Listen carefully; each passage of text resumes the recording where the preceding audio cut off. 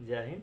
चलिए, आज मेरा टॉपिक है जल में जो अम्ल और क्षार घुलेगा तो क्या क्या बनेगा। ठीक है, इसके बारे में हम बारी बारी से पढ़ेंगे और इसको अच्छी तरह से समझेंगे कि जब जल में अम्ल घुलेगा तो क्या बनेगा और क्षार घुलेगा तो क्या मिलेगा। चलिए हम देखते हैं। पहले जल की उपस्थिति में अम्ल जो घुलता है तो H+ आयन देता है। क्या देता है? H+ ion. और इसको हम अच्छी तरह से यहाँ देख भी रहे हैं। ठीक है, और शुरू में भी हम पढ़े थे कि जब क्या होता है, जल में जब अम्ल घुलता है तो H+ आयन देता है। ठीक है, और ये H+ आयन जो होता है किस रूप में मिलता है, तो ये जो H+ आयन होता है जल में घुलने के साथ क्या होता है, H3 और O के रूप में क्या होता है, प्लस के रूप में मिलता है। ठीक है, और इसी H3O को क्या बोलते हैं हम, इसका नाम H3 हो गया। इसको क्या बोलते हैं, हाइड्रोनियम बोलते हैं। क्या बोलते हैं? हाइड्रोनियम। देखिए यहाँ जो हाइड्रोनियम के रूप में क्या होता है, ये पाए जाते हैं। जब क्या होता है अम्ल, जब क्या होता है हम लोग शुरू से ही जान चुके हैं कि अम्ल जब जल में घुलता है तो क्या होता है, H+ आयन मिलता है। और H+ आयन में भी कैसा रूप में मिलता है, तो हाइड्रोनियम के रूप में मिलता है। कैसा रूप में? हाइड्रोनियम के रूप में। देखिए इसका एक अच्छा सा एग्जांपल है, H+ आयन जब क्या हुआ, जल में घुला तो हाइड्रोनियम आयन मिल गया। उसी प्रकार से एक अम्ल ले लिया HCl। क्या हो गया? HCl, जिसको बोलते हैं हाइड्रोक्लोरिक अम्ल। और ये जब जल में घुला तो यहाँ भी देखिए हाइड्रोनियम आयन के रूप में मिला और Cl क्या हो गया, माइनस के साथ बाहर हो गया। ठीक है, चलिए एक बार और इसको अच्छी तरह से समझते हैं।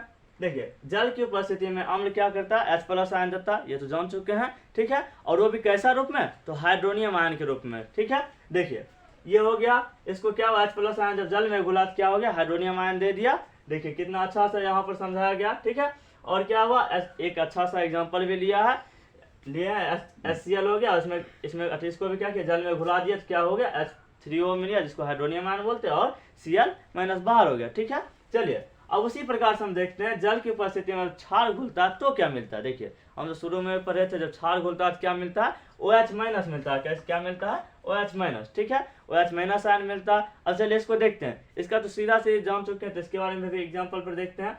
NaOH, सोडियम हाइड्रोक्साइड क्या होता है, जब जल में घुलेगा तो अपने क्या हो गया, अपने माइनस और प्लस आयन के कारण क्या होता है, जल में जाके टूट जाते हैं। और टूटने के साथ क्या होते हैं, हम लोग जानते हैं कि Na क्या होता है, प्लस होता है। और ये प्लस लेकर क्या होता है, अलग हो जाता है। OH जो होता है जल में टूटने के साथ क्या होता है, ये तो माइनस होता है और ये क्या होता है, अलग हो जाता है। और यही OH- क्या होता है, मुक्त कर देता है, जैसा कि हम यहाँ पर पढ़ चुके हैं। ठीक है, उसी प्रकार से होता है मैग्नीशियम हाइड्रोक्साइड। ये भी क्या होता है, जब जल में इसको घुलाते हैं तो क्या होता है, ये भी अपने अणु में टूट जाते हैं। Mg जैसा कि हम जानते हैं 2+ के साथ क्या होता है, टूट जाते हैं। ठीक है, और OH तो जानते हैं एक होता है माइनस, और ये क्या होते हैं, अलग हो जाते हैं। और इस प्रकार से ये भी क्या हुआ, इसका कंडीशन फॉलो करिए। ठीक है, चलिए अब देखते हैं जो सभी क्षार क्या होते हैं, जो सभी क्षारक होते हैं जल में घुलनशील नहीं होते। देखिए जितना का जितना क्षारक होता है, जो कि क्षार है, ठीक है, उस सारा का सारा क्या होता है, जल में घुलनशील नहीं होता है। ठीक है, क्या होता है, कुछ ऐसा बच भी जाता है। ठीक है, और जल में जानते हैं हम लोग पहले भी पढ़ चुके हैं, जल में घुलनशील क्षारक को क्या कहते हैं,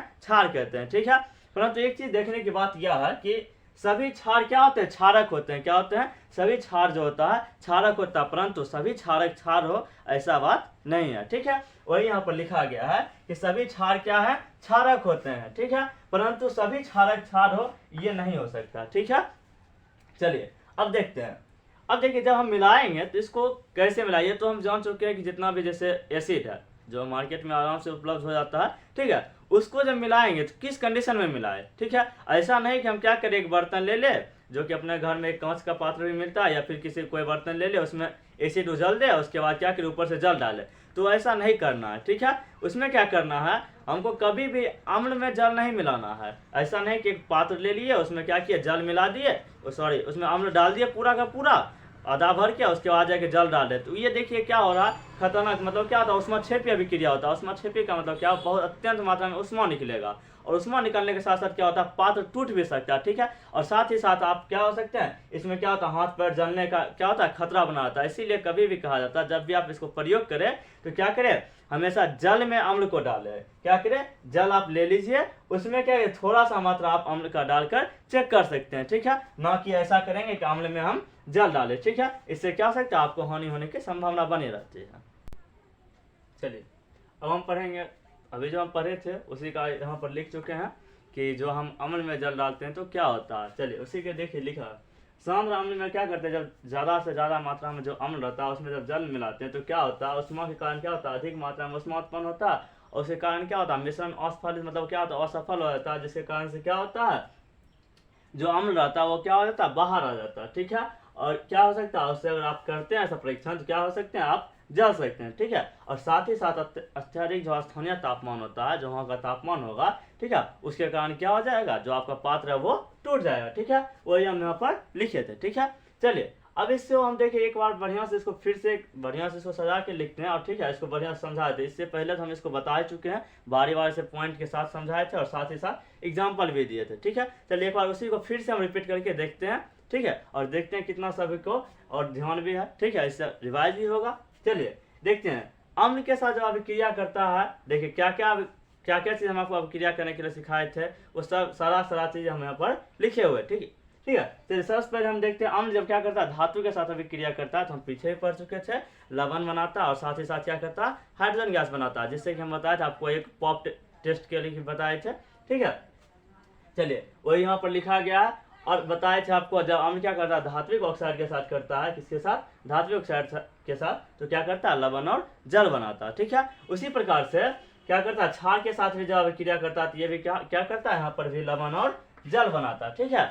अब देखिए क्या करता है, दो चीज बताए थे आपको, एक धातु कार्बोनेट और धातु बाइकार्बोनेट। हम बताए थे दोनों में जब क्या करता है, दोनों से जब अभिक्रिया करता है तो लवण बनाता है, साथ साथ CO2 और जल बनाता है। देखिए वहां पर यही क्या क्या लिखा, यहाँ पर लिखा गया है लवण, CO2 और जल। इसी प्रकार से यहाँ भी लिखा गया लवण, CO2 और जल। यह धातु बाइकार्बोनेट और यहाँ है धातु कार्बोनेट, ठीक है। इसको हम पहले भी पढ़ चुके थे और इसको फिर से समझ ले, ठीक है। उसी प्रकार से देखते हैं हम क्षार की अभिक्रिया।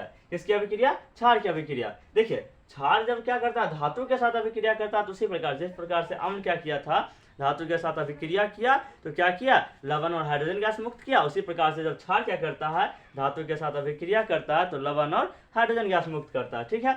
उसी प्रकार से देखते हैं अम्ल के साथ जब अभिक्रिया करता है, जैसे ये अम्ल क्या किया था, क्षार के साथ अभिक्रिया किया, लवण और जल बना। उसी प्रकार से यहाँ पर लिखा है क्या चीज, क्षार जब क्या करता है, अम्ल के साथ अभिक्रिया करता है, तो उसी प्रकार से बात तो वही है, चाहे अम्ल क्षार के साथ करे या क्षार अम्ल के साथ करे, तो दोनों में क्या मिलेगा, लवण और जल, ठीक है। और देखिए जैसे यहाँ पर देखिए क्या किया, अम्ल क्या किया, धात्विक ऑक्साइड हो, धातु कार्बोनेट हो या बाइकार्बोनेट, जितना से अभिक्रिया किया, लेकिन ये क्षार क्या करता है, इस सब में से किसी के साथ अभिक्रिया नहीं करता, ठीक है। जैसे क्षारक का अगर अभिक्रिया कराए धात्विक और धात्विक ऑक्साइड के साथ, ये क्या करे, कोई अभिक्रिया नहीं करे, चाहे धातु कार्बोनेट के साथ कराइए चाहे धातु बाइकार्बोनेट के साथ कराइए, ये कोई अभिक्रिया नहीं करेगा, ठीक है। इसको चलिए अच्छी तरह से इसको समझ लिए, ठीक है। अब अगले पॉइंट पे देखते हैं कि अम्ल और क्षार में क्या क्या समानता हो सकता है, ठीक है। देखिए जैसे कि हम शुरू से ही पढ़ते आ चुके हैं, क्या करता है, जब अम्ल क्या करता है, हमेशा क्या करता है, H+ आयन उत्पन्न करता है, ठीक है। और क्षार क्या करता है, OH- आयन उत्पन्न करता है, ठीक है। जैसे कि हम पढ़ चुके थे, उसी को हम बढ़िया से लिख दिए और आप नोट कर लीजिए। चलिए अभी जो हम पढ़ रहे थे अम्ल और क्षार में समानता, तो पहला हम पढ़ लिए थे, अम्ल क्या करते हैं, हमेशा क्या H+ आयन देते हैं, और क्षार क्या करते हैं, OH- आयन देते हैं। उसी को आगे बढ़ाते हैं। उसमें दूसरा जब क्या करते हैं, जब क्या करते हैं, कोई अम्ल या क्षार को क्या कहते हैं, जल में मिलाते हैं, ठीक है, तो क्या करता है, वो तनुकृत मतलब क्या होता है, दोनों आपस में मिल जाते हैं, और मिलने के साथ ही क्या करते हैं, जैसे अम्ल जो था H3O में मिल जाता है, जैसे क्या यहाँ पर देख रहे हैं, और क्या होता है, क्षार क्या होता है, OH- में मिल जाता है। ये दोनों में बात तो ये तो कॉमन था पहला में है, लेकिन इसमें क्या अंतर है, इसमें बात यह समानता देखा गया है कि दोनों में क्या होता है, जब दोनों आयनिक क्या होता है, अनुकृत हो जाते हैं, तो दोनों का आयतन में क्या होता है, कमी हो जाते हैं, क्या होता है, कमी हो जाता है, जैसा कि यहाँ लिखा गया है, ठीक है। चलिए ये हो गया दोनों में समानता, ठीक है।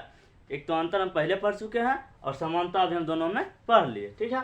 चलिए अब हम देखते हैं अम्ल तथा क्षार की क्या होता है, प्रबलता।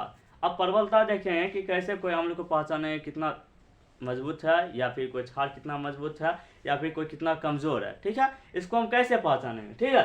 चलिए उसी के लिए दिखा गया किसी क्षार या अम्ल की प्रबलता, उसके द्वारा क्या होता है, H+ आयन जो उत्पन्न करता है, जब क्या होता है, जल में जैसे मिलता है तो क्या करता है, H+ आयन जो होता है, या फिर OH- आयन जो देता है, ठीक है, उसी पर निर्भर करता है कि कोई जब जल में घुलता है तो कितना ज़्यादा मात्रा में H+ आयन देता है और कितना ज़्यादा मात्रा में OH- देता है। उसी पर हम क्या करते हैं, उसको मापते हैं कि ये कितना मजबूत होगा या फिर कितना कमजोर होगा, ठीक है।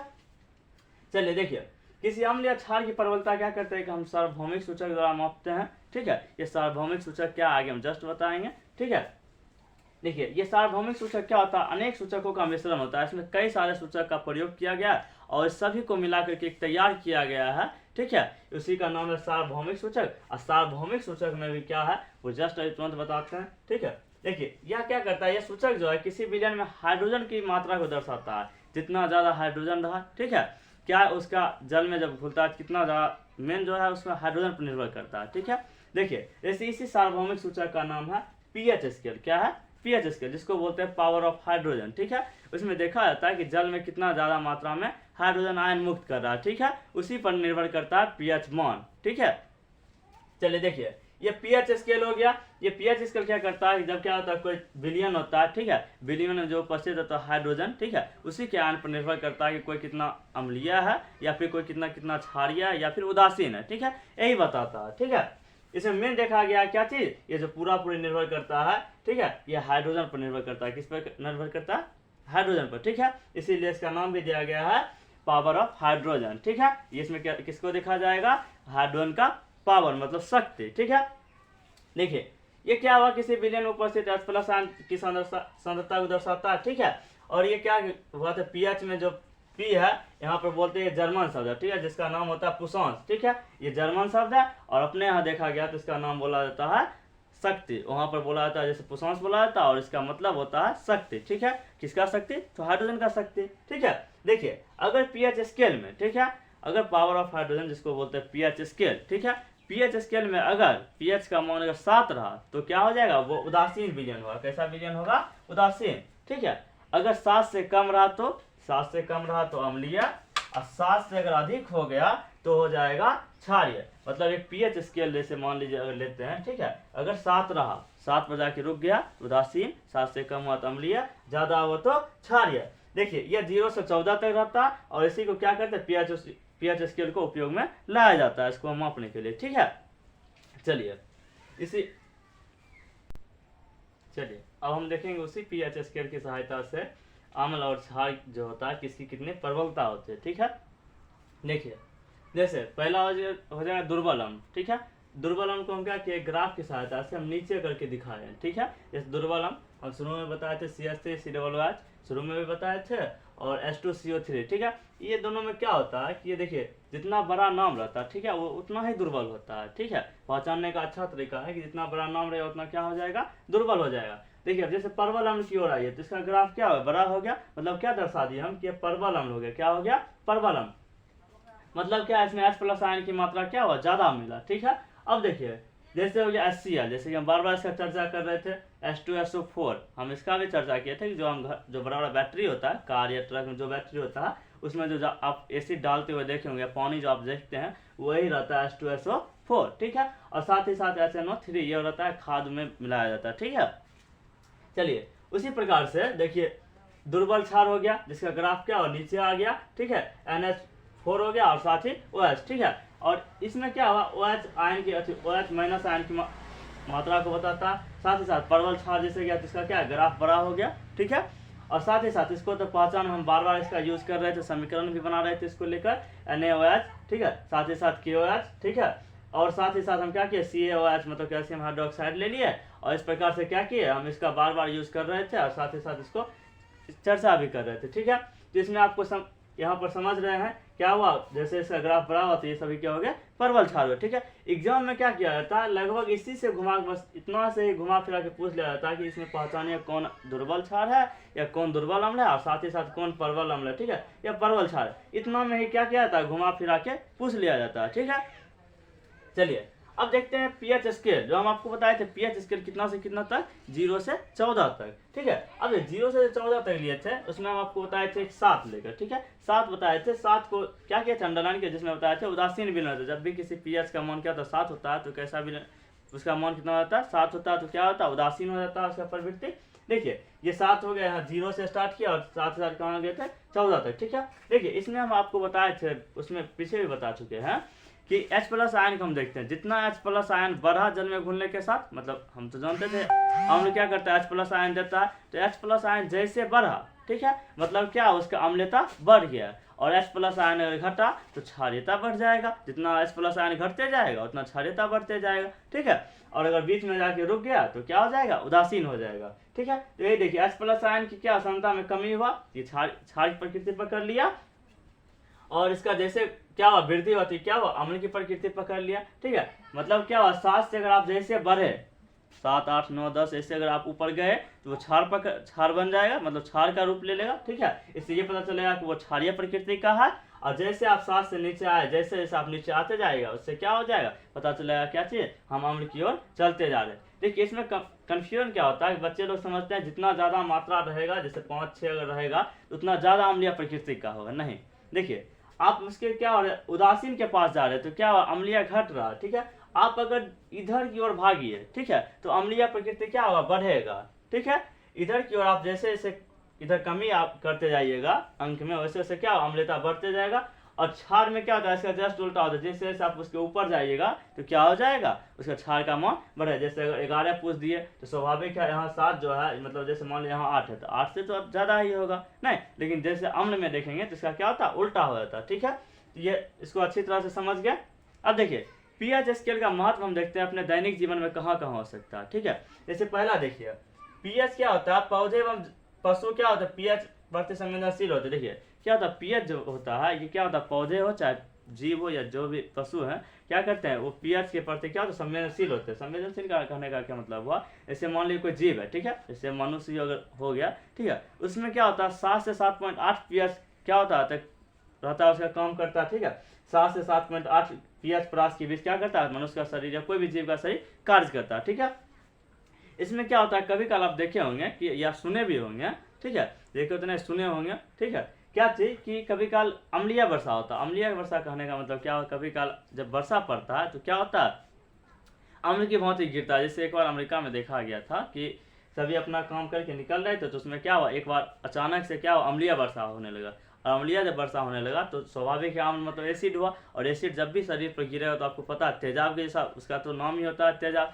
अब तेजाब के जैसे भांति का कार्य किया तो क्या होगा, वो जलने लगा। ठीक है, तो उससे अचानक उन लोगों को पता चला कि आखिर ये जो बारिश पड़ रहा है उसमें क्या हुआ, आखिर शरीर जल रहा है का है। तो उससे ये पता चला कि क्या हो गया, ये अम्लीय वर्षा हो रहा है। ठीक है, मतलब क्या तेजाब का वर्षा हो रहा है। नहीं, तो इससे क्या हुआ, उन लोगों का शरीर क्या हुआ था, जलने लगा था। ठीक है, तो ये बताया गया था वर्षा के जल के पीएच मान क्या होता है, जब 5.6 से कम हो जाता है, ठीक है, कम की ओर जैसे जैसे बढ़ेगा तो अम्लीय बढ़ेगा, तो क्या हो जाएगा, वो अम्लीय वर्षा कहलाता है। ठीक है, इसी प्रकार से क्या करता है, जीव या जो भी चाहे जलीय जीव हो चाहे कोई भी जीव हो तो उसके शरीर पर क्या करता है, प्रभाव डालता है। ठीक है, उसी प्रकार से दूसरा है मिट्टी का पीएच। किसका, मिट्टी का पीएच। मिट्टी का पीएच क्या होता है, पौधे को अगर क्या करने के लिए, वृद्धि या विकास करने के लिए क्या होता है, एक निश्चित परास मतलब विशिष्ट परास का क्या चाहिए, पीएच मान चाहिए। अगर उसमें कमी हुआ, मिट्टी का अगर मान से दिया क्या हुआ, स्थानीय में अगर देखा, इसका स्थान में देखा जाए पीएच कमी हो रहा है या बढ़ोतरी होती है, उस प्रकार से हम क्या करते हैं, अम्ल या क्षार मिलाते हैं, जिससे क्या मिट्टी की गुणवत्ता बढ़ी रहे,